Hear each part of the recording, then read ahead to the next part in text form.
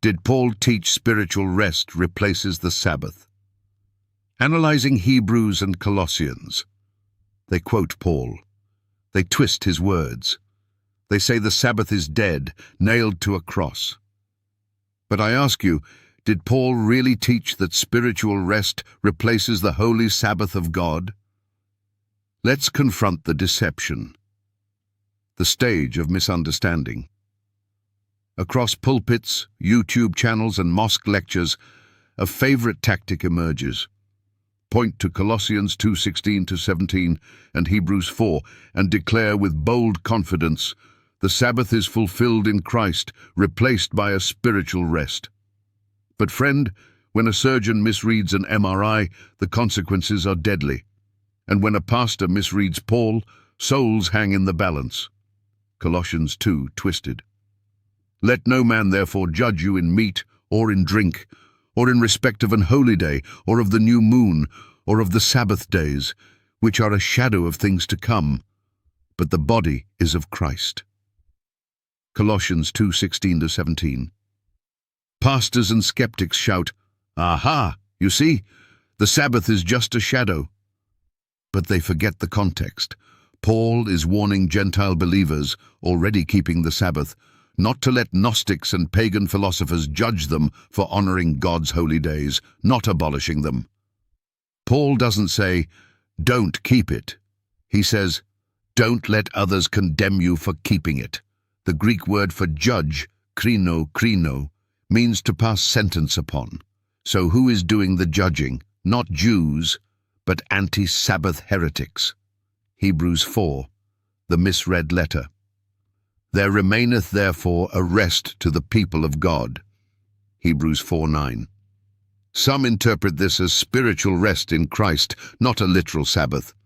But they miss the Greek word here, sabbatismos, a keeping of the Sabbath. Not a metaphor, not an abstraction, a command. Thayer's Greek lexicon, BDAG, Liddell and Scott, all agree. Sabbatismos echoes the literal Sabbath observance. If Paul meant spiritual rest, he would have used katapausis, which he did elsewhere in the chapter.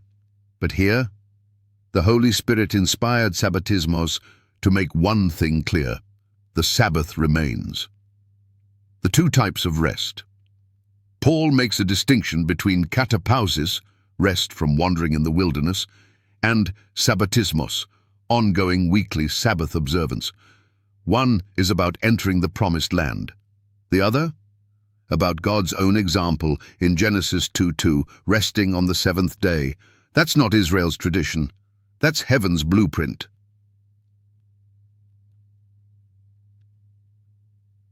Paul kept the Sabbath too.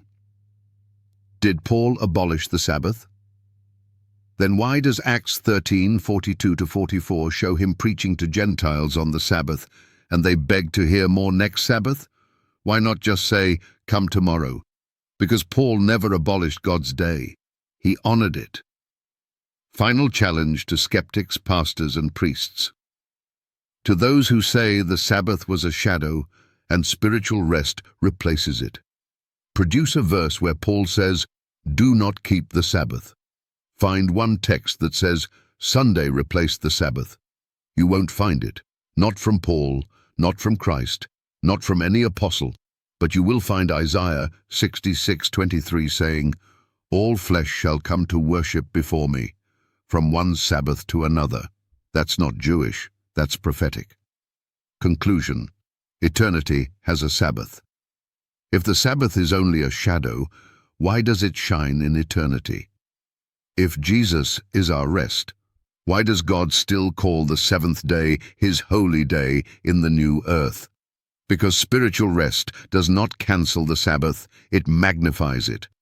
And any teaching that buries God's command beneath Greek gymnastics is not exegesis, it's rebellion.